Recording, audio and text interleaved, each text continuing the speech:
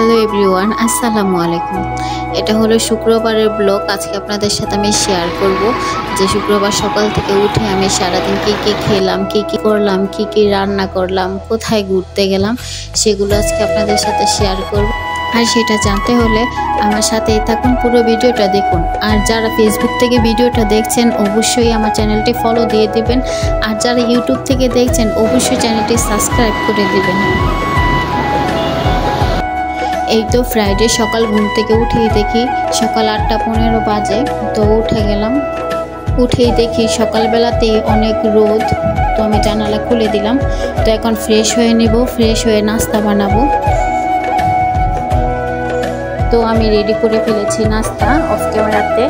তো সকালের জন্য পরোটা বানিয়েছিলাম, আর আগের দিনের গরুর মাংস ছিল, সেটা দিয়ে নাস্তাটা করে ফেলবো। তো আমি আমার হাজব্যান্ডের জন্য নাস্তা বাড়ছিলাম, সেটা ওনাকে দিয়ে আসলাম। নিয়ে তারপরে আমরা নাস্তা করার পরে দুজনে একটু ফল কেটে খেয়েছিলাম আর ডিম সিদ্ধ। তারপরে আমার একটু কফি না খেলে আবার ভালো লাগে না, তো এই কারণে চুলায় পানি বসিয়ে দিয়েছি, একটু কফি করে নিলাম। উনি আবার কফি খায় না, শুধু আমি একাই খাই। তো আমি একাই খেলাম।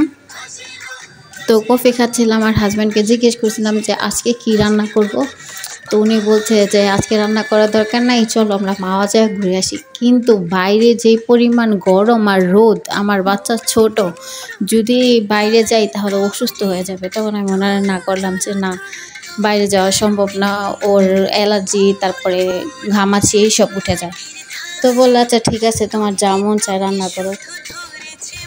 তাই আমি চাল ধুয়ে বসিয়ে দিলাম ভাত রান্না করার জন্য। আর এই ডাল রান্না করব, কী রান্না করব এইগুলোই ভাবছিলাম তখন। তারপরে মুরগির মাংস আর পাঙ্গাস মাছ ছিল, সেগুলাই বের করে নিয়েছি আজকে দুপুরে রান্না করার জন্য।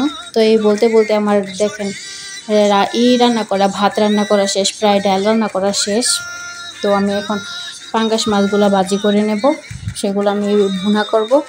তাই লবণ হলুদ মাখিয়ে নিচ্ছিলাম।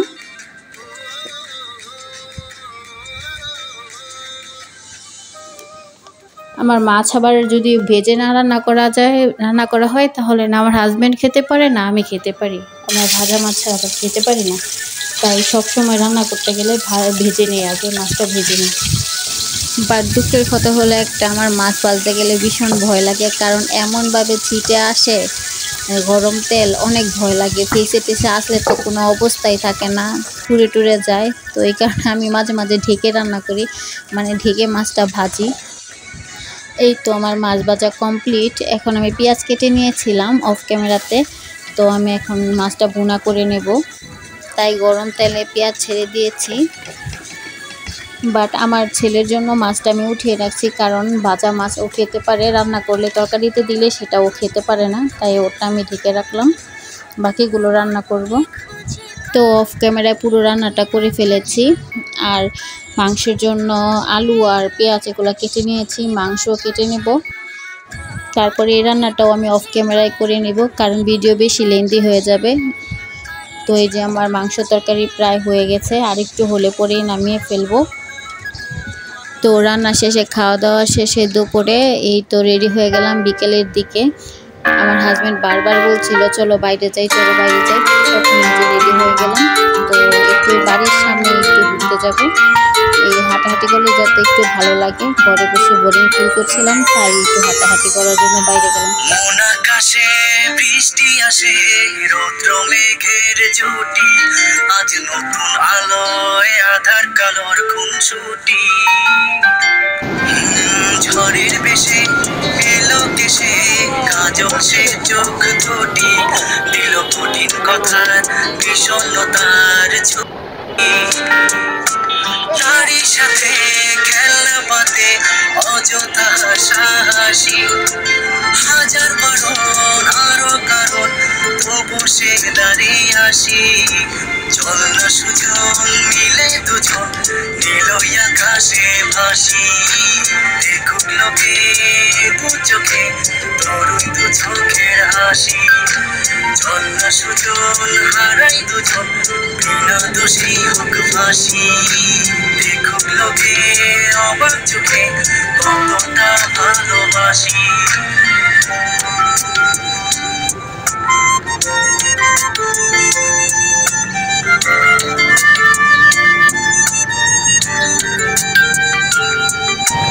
চূড়াবালি কিছুটা নেই, বুঝি না এই ভাষার মানে। শান্ত মন কি ওঠো খোদা জানে। ঘরের কাজে সকাল সাজে, নিয়মিতির ভাজে ভাজে। কিসের ছায়া এরকম মায়া বুঝি না যে। ধীরে ধীরে চেনা ভিড়ে অচেনা বাড়াবাড়ি। অবুঝে মন কি জ্বালাতন, এ কেমন হাজারি। চল না সুজন মিলে দুজন আর একটু কবুল করি। দেখুক লোকে দু চোখে ছায়া যে শুধু তোরই। চল না সুজন মিলে দুজন অচেনা শহর করি।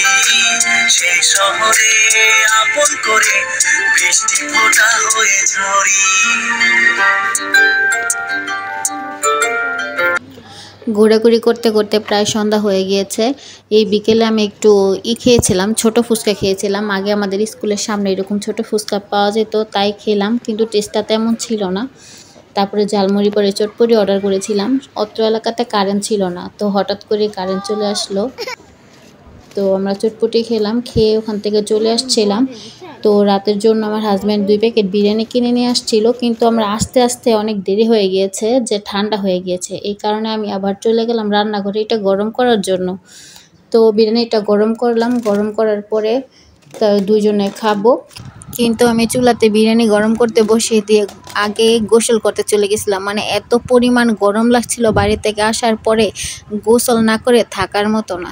তখন আমি গোসল করলাম, আমার বেবিও তখন গোসল করার জন্য বলছে, তাই ওর গায়ে একটু পানি ঢেলে দিলাম, মাথা ভিজাইনি, কারণ ছোট মানুষ ঠান্ডা লেগে যেতে পারে।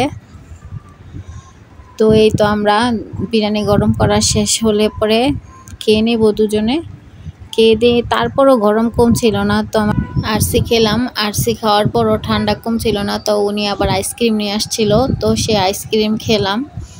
তো এই আজকের মতো এই পর্যন্ত এই ব্লগটা। যারা এখন পর্যন্ত দেখছেন অসংখ্য ধন্যবাদ। প্লিজ একটা লাইক করে দেবেন। আল্লাহ হাফেজ, সবাই ভালো থাকবেন।